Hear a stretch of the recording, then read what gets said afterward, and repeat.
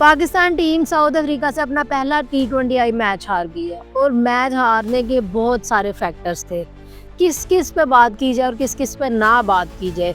सबसे पहले इस मैच हारने की बड़ी वजह मोहम्मद रिजवान की सेल्फिश इनिंग थी। कप्तानी में तो रिजवान फिर भी कहीं ना कहीं एज पे रहते हैं, पाकिस्तान टीम में अच्छी कप्तानी कर रहे हैं, लेकिन जहां बात आती है T20 में बैटिंग करने की और परफॉर्म करने की, वहाँ रिजवान एक सुसाइड कमिट करते हैं, खुद भी मरते हैं और पाकिस्तान टीम को भी मरवा के चले जाते हैं। रिजवान T20 मटेरियल नहीं है, ये बात पता नहीं कब हमारी मैनेजमेंट को समझ आएगी। पाकिस्तानी नेशन को ये पता है कि बाबर रिजवान क्या करने आ गए थे ओपनिंग में, समझ से बाहर है। जब आपके पास एक जेन्युइन ओपनर साइम अयूब मौजूद है, आप उसको हटा के उसकी जगह रिप्लेस कर रहे हैं बाबर रिजवान को, क्या सोच के कि छोटी बाउंड्रीज हैं, अपनी एवरेज सेट हो जाएगी, अपने मामला सेट हो जाएंगे। नहीं होना था और शटअप गोल दी है साइम अयूब ने। जिस तरह से वो यंग बॉय ने परफॉर्म किया है और बाबर रिजवान को बताया कि T20 मॉडर्न डे गेम है, वो ऐसे नहीं खेली जाती 90s की तरह कि रन बॉल खेल के मैच लगवा के लेट के परफॉर्म किया जाएगा, खेला जाएगा। ऐसे नहीं परफॉर्म किया जाता, ऐसे नहीं T20 की डिमांड, ऐसे नहीं खेला जाता। लेकिन खैर, शुरुआत से बात करें, इसी ग्राउंड में इंडिया साउथ अफ्रीका का मैच खेला गया था, जहां 300 स्कोर बन रहा था, जहां तिलक वर्मा और संजू सैमसन ने 100 स्कोर मारा था। उस हिसाब से देखा जाए तो इतना बड़ा स्कोर नहीं बनने दिया था, पाकिस्तान बॉलर्स ने अच्छा परफॉर्म करके दिया था। 180 182 एक अच्छा रीजनेबल टोटल था। पाकिस्तान इसको चेज कर सकता था, ऐसा नहीं था कि बिल्कुल ही चेज नहीं हो सकता था।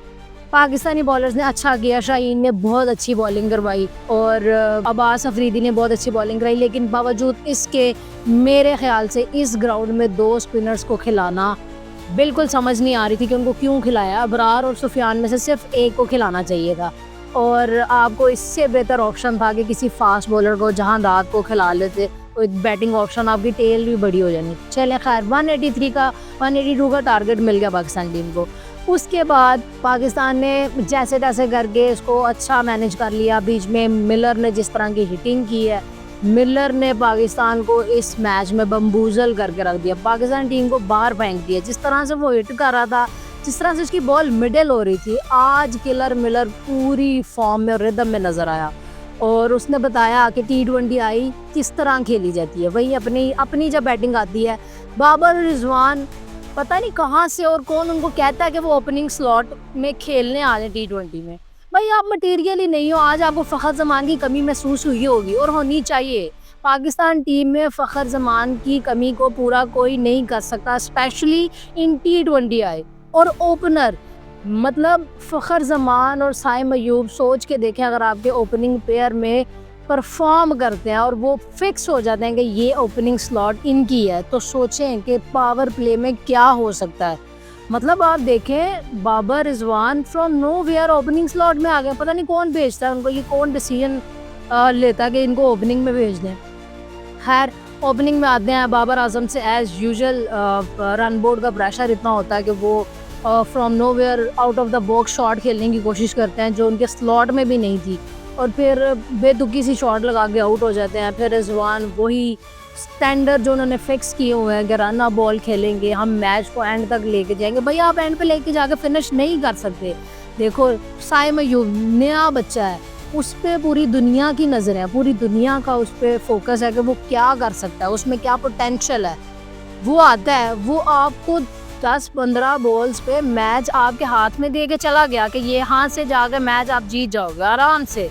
आपको पावर प्ले के अंदर वो 50 से ऊपर का स्कोर करके दे जाता है। देखो, T20 में इतना कंट्रीब्यूशन बहुत होता है, लेकिन हाँ, ये चीज़ है कि वो एक गलत बॉल पे आउट हो गया, गलत शॉट की चॉइस वो गलत थी, वो नहीं होना चाहिए था। लेकिन बावजूद उसके वो मैच आपको दे के चला गया था। लेकिन उसके बाद क्या हुआ, रिजवान ने टुक इतना कि हर आने वाले बैटर्स के ऊपर प्रेशर था, चाहे वो तैयब ताहिर हो, चाहे वो नियाजी हो, चाहे वो अफरीदी हो, सब के ऊपर प्रेशर मेंटेन करके रखा। टुक।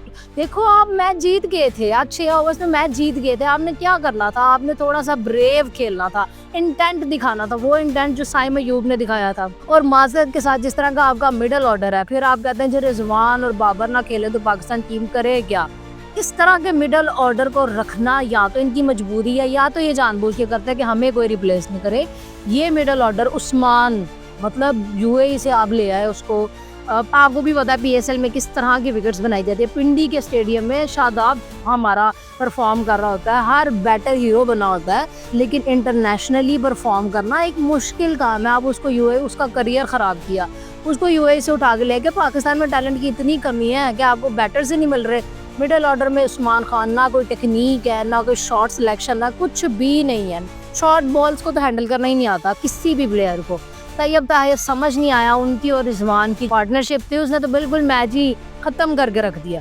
तैयब ताहिर की समझ नहीं आती। और फिर पता नहीं शाहीन अफरीदी को किसने कह दिया कि वो ऑलराउंडर है, वो एक बैटर है। वो नहीं है बैटर। आपने न्याजी से ज़्यादा उसको प्रमोट किया, तो फिर न्याजी का रोल क्या? उसको टीम में क्यों रखा हुआ है? उसको बाहर कर दो।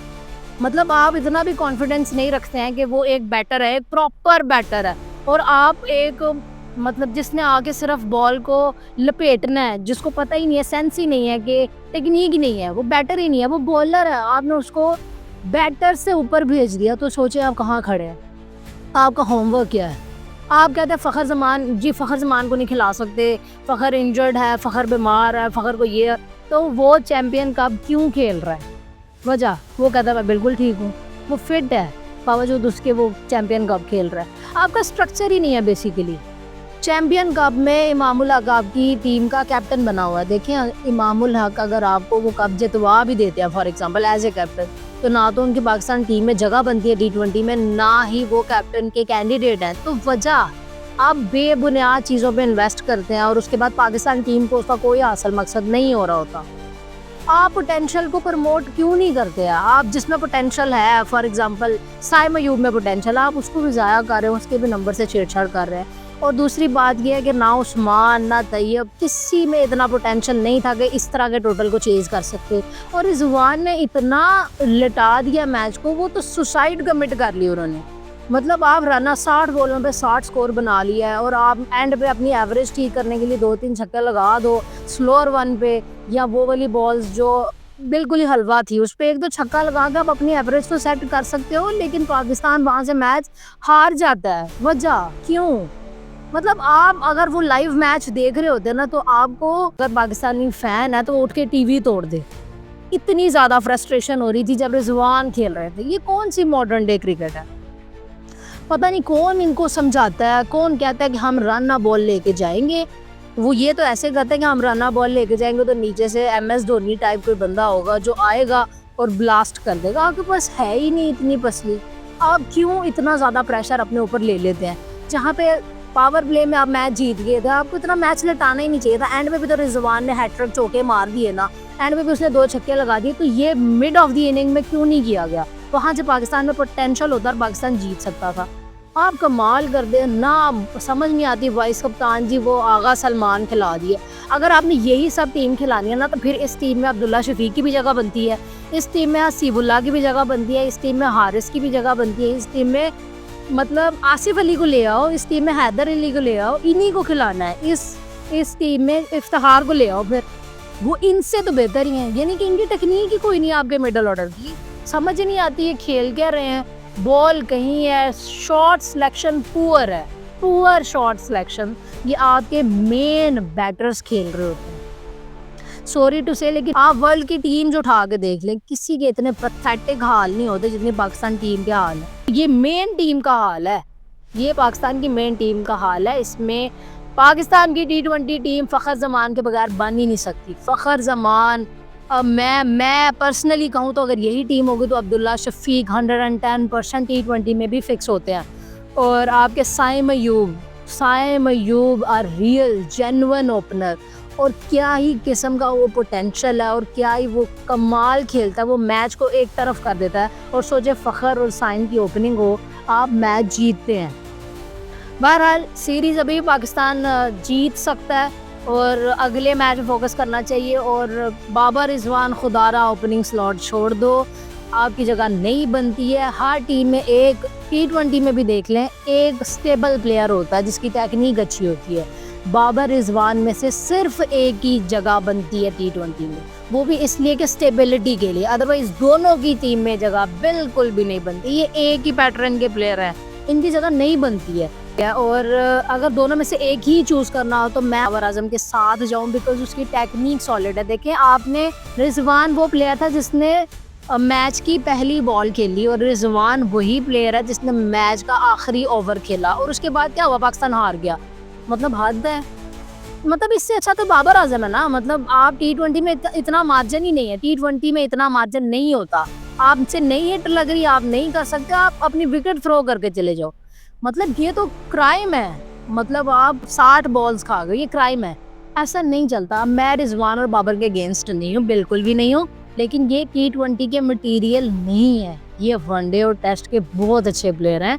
तो काइंडली पाकिस्तान टीम को भी चाहिए और मैनेजमेंट को भी ये चीज़ अंडरस्टैंड करें, right person for a right job, उसके लिए वो फिक्स करें और उसको उसका रोल बताएं काइंडली, और ऐसा ना करें। हमारे पास बहुत सारे इसी तरह, जिस तरह आज हम साइम अयूब के साथ कल होता देखा है, बिल्कुल अच्छा नहीं लगा। हमने बहुत सारे टैलेंट वेस्ट किए हैं सिर्फ स्लॉट की वजह से। हमने हैदर अली को ज़ाया कर दिया, हमने शब्बीर खान को ज़ाया कर दिया, एंड सो ऑन। हमारे पास बहुत सारे नाम है जिनका स्लॉट कुछ होती है, वो कभी 7वें नंबर पे खेल रहे होते हैं, कभी 6ठे नंबर। मतलब ऐसा नहीं करें, जिसकी जो जगह है उस पे उसको खिलाएं और कोशिश करें कि इस सीरीज में कम बैक करें। लेकिन फॉर फ्यूचर मैं रिजवान को T20 का कैप्टन नहीं देख रही हूँ। रिजवान की जगह ही नहीं है तो वो कैप्टनसी कैसे करेंगे। अगर आप वर्ल्ड कप की बात करें T20 के, तो वहाँ पे मेरे नज़दीक फ़खर जमान, नसीम शाह या इनमें से कोई जो T20 को लीड कर सकता है, इवन तो शाहीन जाफरी थी, इनमें से किसी एक को T20 का कैप्टन होना चाहिए, और एक सॉलिड इंटेंट वाली जो डिफेंसिव अप्रोच ना रखती हो, जिसका T20 में जिसका डिफेंसिव माइंडसेट है उसको टीम से ही बाहर निकाल दें। इस तरह की अप्रोच रखो और T20 की टीम सॉलिड बनाएं, और बन सकती है। ये जानबूझ के नहीं बनती नजर आ रही है, एक अलग बात है, लेकिन पाकिस्तान की बेस्ट प्लेइंग 11 T20 की आज भी बन सकती है। आप पाकिस्तानी क्रिकेट फैंस को कहें, वो आपको बना के दे देते हैं अगर आपसे नहीं बनती है। और पाकिस्तान की टीम वो मॉडर्न डे क्रिकेट खेलेगी। मतलब पता नहीं कौन पाकिस्तान की टीम सेलेक्ट कर रहा होता है और कौन उसको अरेंज कर रहा होता है, पता नहीं, समझ से बाहर है। बहरहाल कोई बात नहीं, पहला मैच था, हार गए, ठीक है, चीज़ें समझ नहीं आ रही थी, लेकिन पाकिस्तान की प्लेइंग 11 में बेहतरी हो सकती है। पाकिस्तान ये मैच जीत सकते हैं, अगले दोनों मैच। तो पाकिस्तान को कम बैक करना चाहिए। आपसे मुलाकात होती है अगली वीडियो में। अपनी राय का कमेंट सेक्शन में इज़हार ज़रूर कीजिएगा। अल्लाह हाफ़िज़।